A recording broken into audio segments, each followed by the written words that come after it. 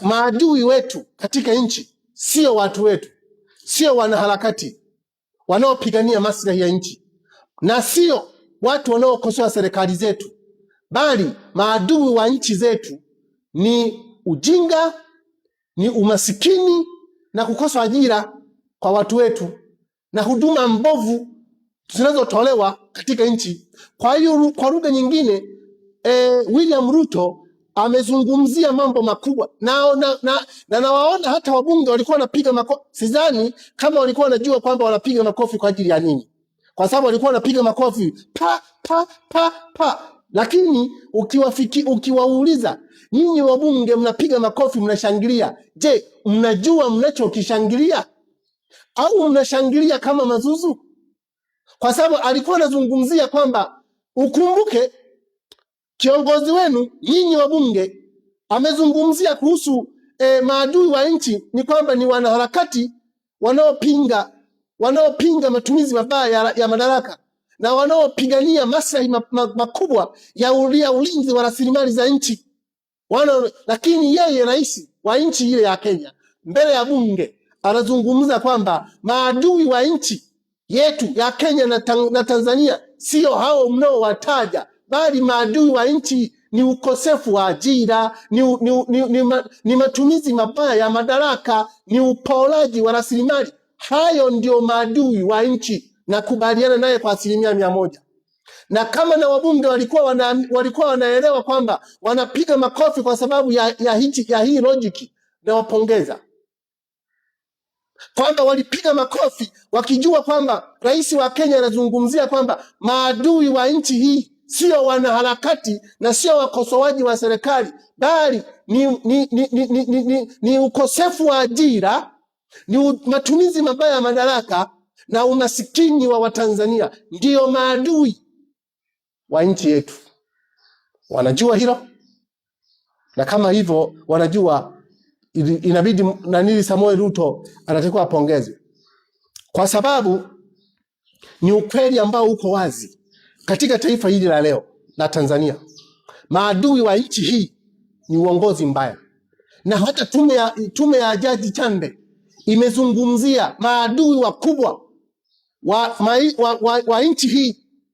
Maadui wakubwa wa nchi hii ambao wanashindwa kuleta ustawi wa wananchi hii ni viongozi waliopewa dhamana. Maana yake ni poor leadership.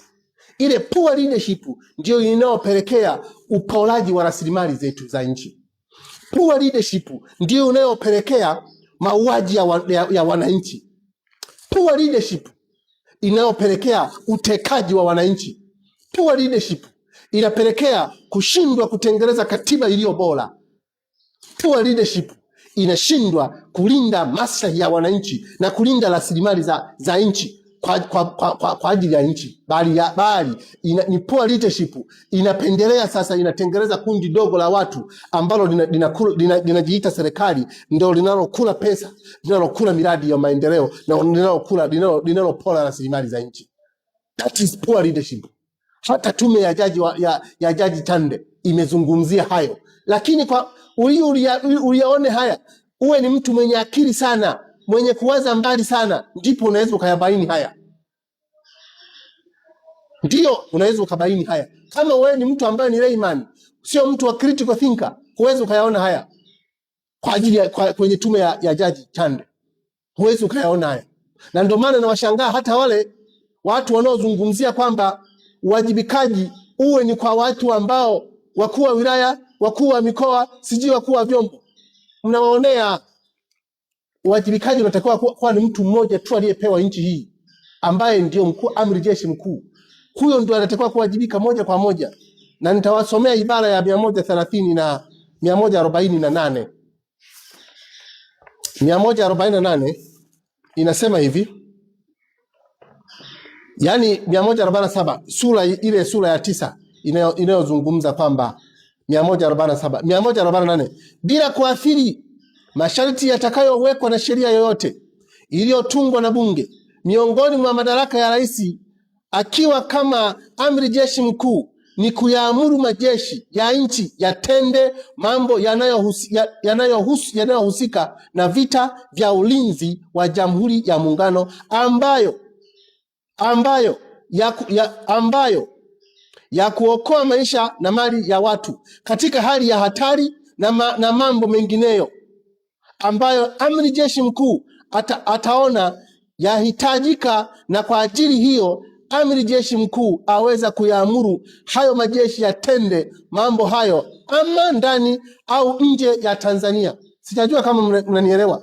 B2 ibara ya 48(2) inasema bila kuathiri masharti yatakayowekwa na sheria iliyotungwa na Bunge, madaraka juu ya mambo yafuatayo yatakuwa mikononi mwa amiri jeshi mkuu, yaani madaraka ya kuwateua viongozi katika majeshi ya ulinzi na Jamhuri ya Muungano, madaraka ya kuwateua watu watakaojiunga na majeshi ya ulinzi, na madaraka ya kuwaondoa jeshini wanajeshi. Lakini B ibara ya 48(2)(b) inasema 2C, madaraka ya kuwateua wanajeshi watakaoongoza vikosi mbalimbali vya majeshi ya ulinzi. Vikosi mbalimbali, hata hao waliokuwa wanaongoza operation za kupiga watu tarehe 29, maana yake mtu aliyewaamuru ni amiri jeshi mkuu. Sasa nyinyi watu mnaotoa matamko kwamba wakuu wa wilaya, wakuu wa mikoa, mnategemea kwamba washughulikie kwa lipi? Kaeni chini mfanye analysis vizuri, ni ndipo mtaelewa. Mtu anayeamuru jambo lolote katika Jamhuri ya Muungano ni amiri jeshi mkuu. Sasa kama amiri jeshi mkuu ameagiza kwamba watu wapigwe, wewe utakataa? Na mbaya zaidi, kwa mujibu wa sheria, amiri jeshi mkuu akisema kwamba nenda katende hivi, halafu wewe uliyeagiza ukakataa, amiri jeshi mkuu ana mamlaka ya kumfuta cheo huyo mtu, na kuamuru huyo mtu afute cheo muda wote. Je, ameamuru halafu hajatekeleza, nini consequences zitakazotokea nini? Halafu unasema kwamba mnashindwa kuelewa kwamba mauaji hale yametokana nini. Na ndio maana hapa naomba niwe very careful. Ninawaomba sana ndugu zangu, mnapokuwa mnayajadili mambo haya, muwe makini sana. Mnaposhinikiza kwamba watu hawa, mfano kama IGP, mkuu wa usalama wa taifa, mkuu wa nanili, watolewe leo, ndio wanatakiwa kuwa responsible, wawajibishwe, ni kweli, lakini sio sasa. Kwa sababu anayetaka mkisema hivyo, yeye sasa mwenye mamlaka ya kuwajibisha huyu atakuwa ni amiri jeshi mkuu tuliye naye. Je, mmepima vizuri utulivu wa amiri jeshi mkuu kwamba akiwatoa hawa anaweza akaleta watu wa namna gani? Hilo ni swali ambalo ninawapa nyinyi ndugu zangu wanaharakati na ndugu zangu wapigania haki katika nchi. Wametolewa hawa wote, mnafikiri watakaoteuliwa, mkuu wa majeshi atakayeteuliwa atafananaje? Je, mkuu wa polisi atakayeteuliwa IGP atafananaje? Je, mkurugenzi wa usalama wa taifa atakayeteuliwa katika kipindi hiki atafananaje? Mmeshajiuliza hilo? Nataka niwape mfano mzuri. Mmeshaziona hizi teuzi za hivi karibuni baada ya uchaguzi, yani baada ya uchaguzi, teuzi hizi za hivi karibuni, mmeshazielewa? Mmesha noti kitu? Nyinyi wa Tanzania mmesha noti kitu juu ya hizi teuzi zinazoteuliwa leo? Mmesha noti kitu au bado? Mmesha noti kitu au bado? Nyinyi wa Tanzania mnatakiwa muwe makini tunapojadili mambo haya. Tunatakiwa tuwe makini sana. Tuko katika wakati mgumu sana. Viongozi wetu bado hawana utulivu.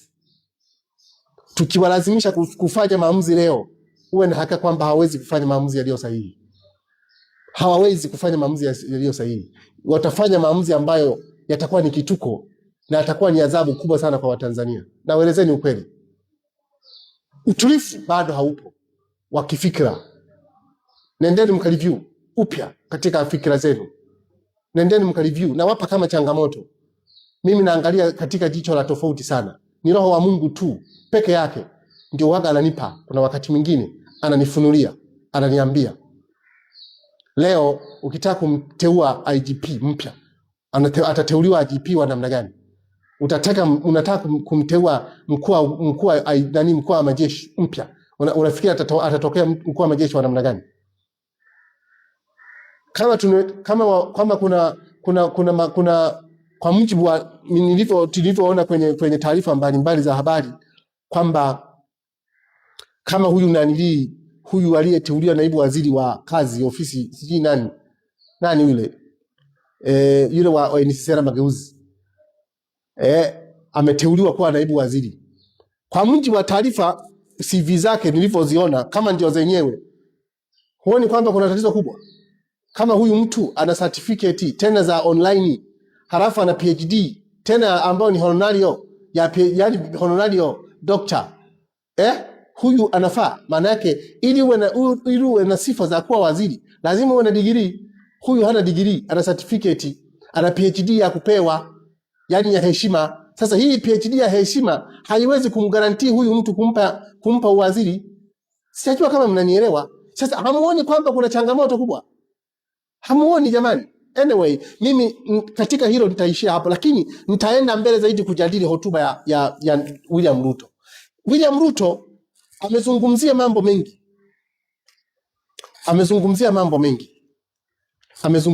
mengi. Tunataka tushirikiane kibiashara katika mambo ya sekta ya kilimo. Mimi nikafikiri kwamba tungekuwa na viongozi wenye akili, wenye uwezo wa kuona, wenye maono makubwa. Badala ya kumuuzia Kenya, kumpelekea mahindi. Yani badala ya kumpelekea badala ya kumpelekea gesi tumpelekee umeme. Okay, very good. Au badala ya kumpelekea gesi, badala tumpelekee yeye, tumpelekee finished goods kule Kenya. Umeelewa? Lakini badala ya kumpelekea mahindi tumpelekee finished goods. Maana yake tufungue viwanda ndani ya nchi yetu ya Tanzania vya mahindi, tuchakate mahindi ndani ya nchi yetu. Kama ni sembe ndani, tuangalie demand ya Mkenya, yeye ana demand unga wa mahindi wa sembe kiasi gani, au unga wa dona kiasi gani, tunachakata ndani ya nchi yetu, tunampelekea Kenya.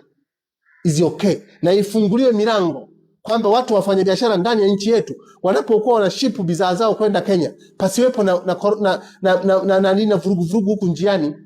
Tuondoe hata matrafiki hawa kusimamisha watu njiani, mabeli ya futa, watu wapeleke. Itakuwa ni jambo la heshima na biashara zitafanyika vizuri zaidi.